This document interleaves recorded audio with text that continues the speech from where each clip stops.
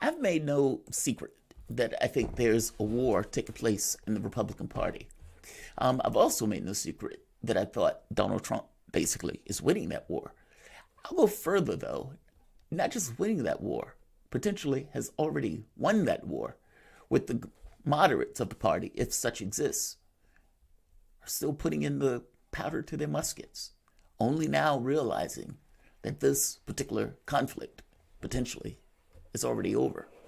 Take a look at this clip for a moment. Right here.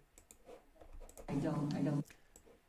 Liz Cheney, Kevin McCarthy having to go at one another over one Donald Trump speaking at CPAC.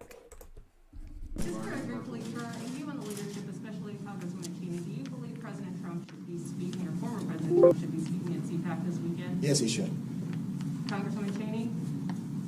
That's up to CPAC. I've been clear in my views about President Trump and the extent to which following January 6th, I don't believe that he should be playing a role in the future of the party or the country. On that high note, thank you all very Look at her fingers. Notice her fingers. Look at this. Look at this. That's called nervous energy. Right. Kevin McCarthy gets out and says, yeah, I think Donald Trump should be speaking at CPAC. Now, when they go to Liz Cheney, she's speaking up. She's trying to keep it together. She's nervous energy. She's trying to get out the point of saying, yeah, I don't agree with this, et cetera, et cetera. But look at her finger. Look at her thumbs. Yeah, she's nervous. Because she knows that that party is against everything that she's saying. And yet she said it nonetheless. This is not a pat on the back for the Cheneys, more so. This is a pat on the back for a human being that has the balls to speak up when they knew that they were in a situation where the rest of them completely and entirely disagreed with her. The thing is, does this mean or portend that there's a war in the party? I'm going to say yes, but I'm going to say either that war is to the point where the Republican Party and these type of members of the party are just basically on the brink of defeat, or that defeat is already pretty much done. Welcome to the soapbox, and I'm going to make my argument. I'm going to say, as evidence goes, this war is either at the very end or this war is already over with the conservative, or let's say moderate Republicans barely firing a shot. I'll show you what I mean. Welcome to the soapbox.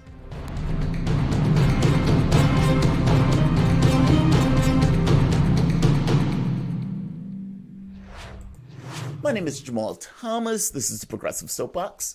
Guys, if you dig this content, please like, share, and subscribe. You can always support this content through PayPal or Patreon.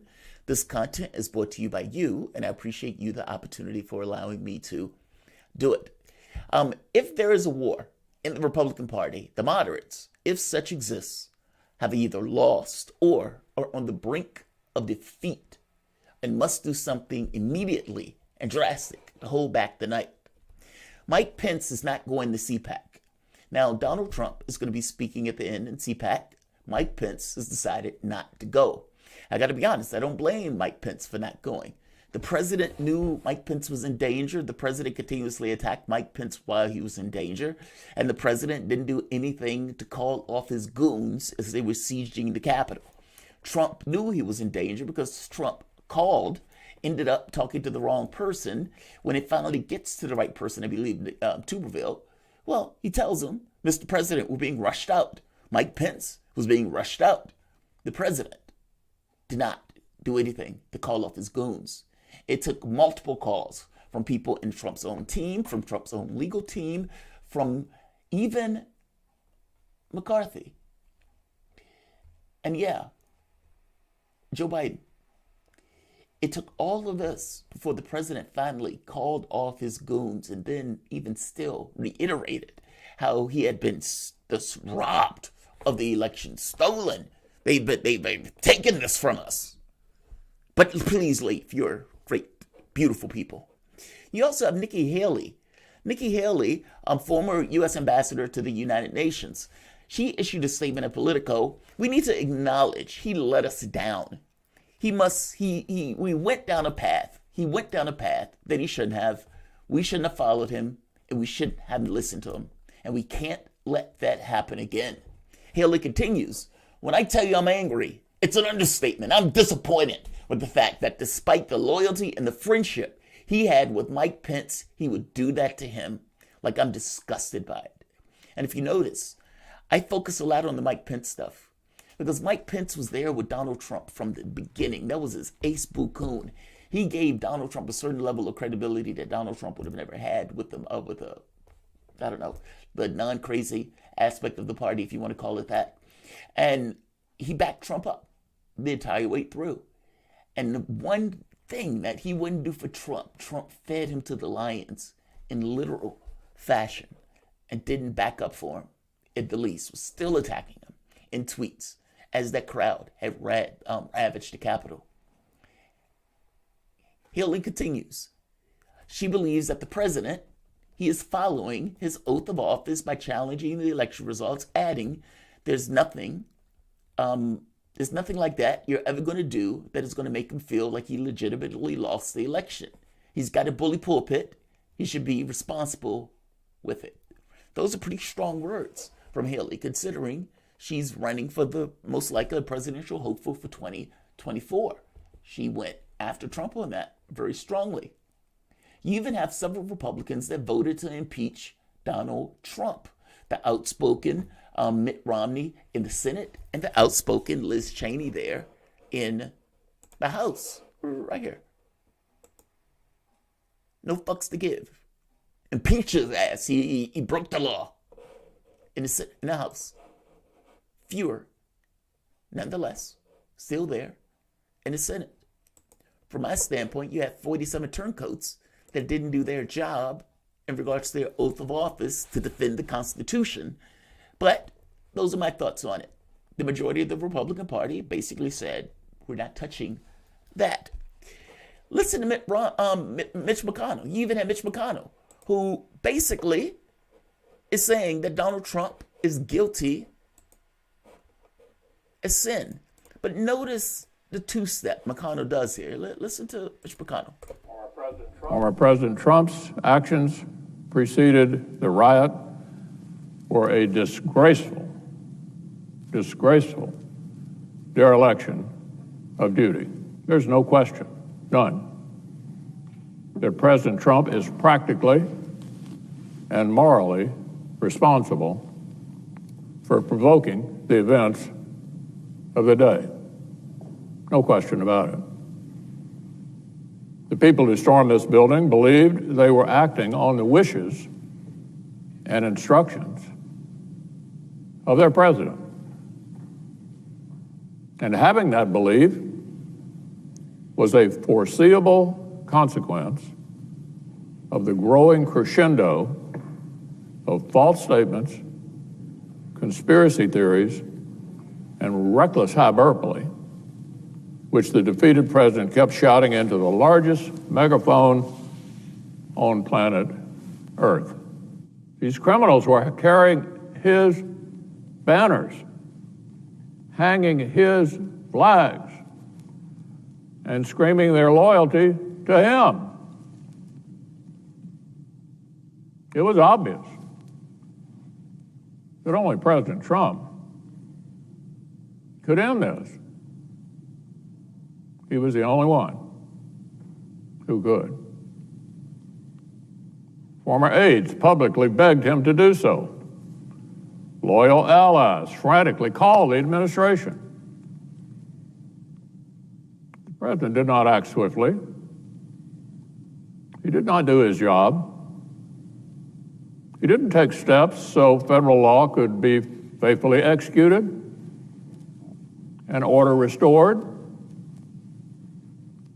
No. Instead, according to public reports, he watched television happily. If President Trump were still in office, I would have carefully considered whether the House managers proved their specific charge. But in this case, the question is moot because former President Trump is constitutionally not eligible. That's such bullshit. I'm sorry. Every time I hear him, God, every time I hear that statement, I think to myself, that is such a bullshit response. Because fact of the matter is, the Senate can do whatever the hell the Senate wants. And if the Senate wanted to impeach Donald Trump, the Senate could have impeached Donald Trump. That's a false wall. That's an invisible wall that Mitch McConnell is putting up, knowing it is a BS loophole. That is not a loophole at all, because it is one that he himself is creating. They made that circle into the ground just like a cartoon, like you were watching Roadrunner or something, and jumped into it in order to escape this notion of doing their constitutional duty to go after and impeach Donald Trump. Notice, though, what he did there. Notice that. I'm strongly condemning him. For the record, he's totally guilty, morally and in practice, but I won't impeach. I want my words in the record that Trump sucks and that I, Mitch McConnell, said it. But no, I don't want to impeach a Republican. And I want the record to show that I'm a loyal member of the Republican Party, especially not impeaching a president that gained millions of more votes, especially among demographics that we don't necessarily do well in, like African Americans and Hispanics. Is it really that simple to dance between the raindrops? Moreover, and more interesting actually, why do you need to dance between the raindrops at all? You think he's guilty, Mitch. The Constitution provides you a device for which to use in order to accentuate that guilt and to drill into the public's consciousness that this is not something we're willing to abide. The president can't toss over the table and try to take it all when the president loses. In the same way that he won and he was given the powers of that office and he had the responsibilities to fulfill the duties of that office, when he lost, he also had the responsibility to leave, to get the fuck out, to walk away. And that is not something he did. In the same vein, it's also known that Mitch McConnell hates Donald Trump's guts, hates him. And yet, I want to condemn Trump, but some invisible force stops him from doing so. It prevents his wants. It's inhibiting his speech. That thing is called gravity. It's called political gravity. Mitch McConnell can't stand Trump. He believes he's guilty of sin and yet couldn't bring himself to convict with a BS loophole. Not to mention, if you fast forward a few weeks, Mitch McConnell comes out and says this, right here. McConnell says he absolutely supports Trump in 2024 if he's the nominee. Mitch McConnell said Thursday he'd absolutely support former President Donald Trump if he became the GOP nominee in 2024, a notable commitment following the recent blistering critique of Donald Trump, basically repudiate his previous statement. Yes, I said he's horrible. Yes, I said he's guilty morally and practically. But if he ran again for president, yes, he'd have my support. I'm a loyal member of the party. For that matter, what about McCarthy? What about McCarthy? Look at this again. Watch this clip again. Now, again, this is Kevin McCarthy. Notice, I want you to hear it one more time.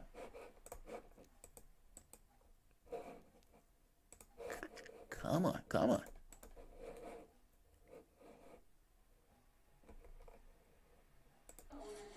On the leadership, especially Congresswoman McCain, do you believe President Trump should be speaking, or former President Trump should be speaking at CPAC this weekend? Yes, he should. Congresswoman Cheney?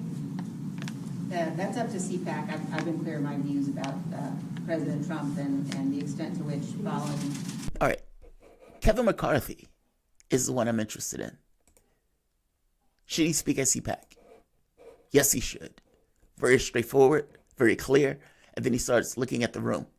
Now, it is recounted that that same McCarthy was screaming at Trump on the phone to call off his goons as they were breaking into that McCarthy's office. It was overheard him asking Trump, "Do you know who the fuck I am?" when Donald Trump was basically telling him, "Hey, it just seems like those people care more about the election than you do, buddy." Donald Trump was bitter and angry that the Republican Party didn't back him up in taking over the country in this kind of putsch attempt. And yet, that McCarthy, who clearly is pissed at Trump for that, is bent to form by some force to answer that question in the affirmative. Yes, Donald Trump should speak at CPAC. The president that nearly got me killed should speak at CPAC. You can call it weak. I call it gravity. I call it gravity. An overwhelming weight that sends out invisible lines of cause and effect, where everyone accepts as a principle of reality that says, yes, trespass on Trump at your own peril. So whether or not he nearly got me killed doesn't matter. Whether or not I think he's practically and morally responsible for basically a failed putsch attempt doesn't matter. I am going to say, yes, he should speak at CPAC. And no, I am not going to make too much of a big deal out of the failed putsch attempt.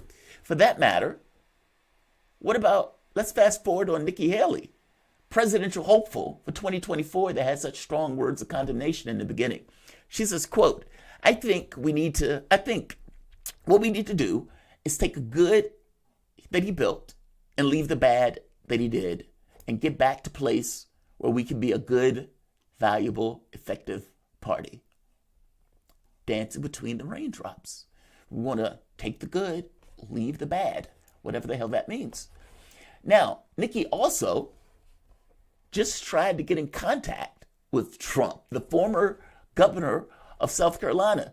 CNN is reporting that Nikki Haley reached out to former President Donald Trump on Wednesday to sit down at Mar-a-Lago, but the source tell Playbook that it wasn't that easy to dance between the raindrops because Donald Trump turned her down.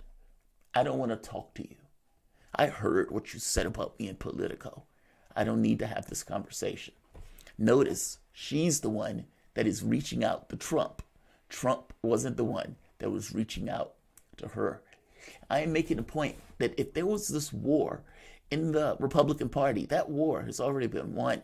And that war being won is demonstrated by the fact that these Republicans, despite the fact that the previous president got impeached twice, had a failed putsch attempt, and the last impeachment had the leader, or at that time, the McConnell, who was majority leader of the House while Donald Trump was in office, to come out and give that stinging condemnation of the president, to put into the record that all of those people have been bent into form in just a month later.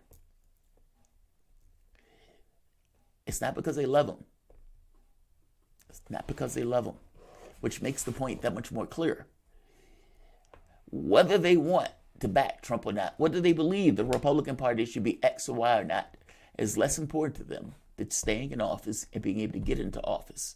Those political lines of gravitational force that is Donald Trump, those people are aware that if they trespass on Trump, they could lose a massive amount of support. It's not so much that Donald Trump has the support enough to start his own party. Donald Trump, if he tried to, would get right many numbers, and it would split the Republican Party and basically break it, where he can't win but so many races in various areas. But if he's still asserting his power within the context of the party, those people would need his blessing on some level, or the very belief that the people who are supporting him did not necessarily, let's say, break away from him and trespass on him as he went about this nonsense about the election. Why do you think Ted Cruz, who Donald Trump ridiculed his wife, called his wife ugly, who basically said his dad had something to do with killing Kennedy, who was fighting hard against Donald Trump, and yet ended up sitting under a Trump and Pence sign telling people to vote for that same Donald Trump, called his wife ugly, and he's out there campaigning for Trump. What did Ted Cruz do? Ted Cruz went up there knowing goddamn well that Donald Trump didn't win that election in a landslide, and yet fought as if Donald Trump did. That same Ted Cruz, who wasn't going to get any support from Donald Trump supporters, has now all of a sudden tried to burn himself in the fires of Trump in order to be bathed anew for his supporters to think he's something else. He did that entirely for political effect. Ted Cruz knew Donald Trump didn't win it. Ted Cruz also believed, I strongly suspect, that they were never going to let him go beyond a certain point, meaning the putsch attempt was going to fail. so he could cynically stand out there verbosely proclaiming Donald Trump's innocence or whatever, knowing that there would never be a situation where he would be allowed to go beyond a certain point. It's like a person, threatening to fight Mike Tyson, knowing that 20 people are holding Mike Tyson back and knowing that he's being held back by several people and like, this shit never gonna happen. Fuck you, Mike Tyson. Fuck you, and I'd fuck you up if these 100 people weren't holding me back. It's that. It's that. I'm making a point that and the way that the people have been bent into form by the gravitational force of Trump and not wanting to be on his bad side gets across. That if there is a war in the party, Donald Trump has won it. Centrists just getting their muskets full of whatever. Yeah. Trump's won this. I'm going to say like, I'm going to say share, and then I'm going to say subscribe. Thanks all.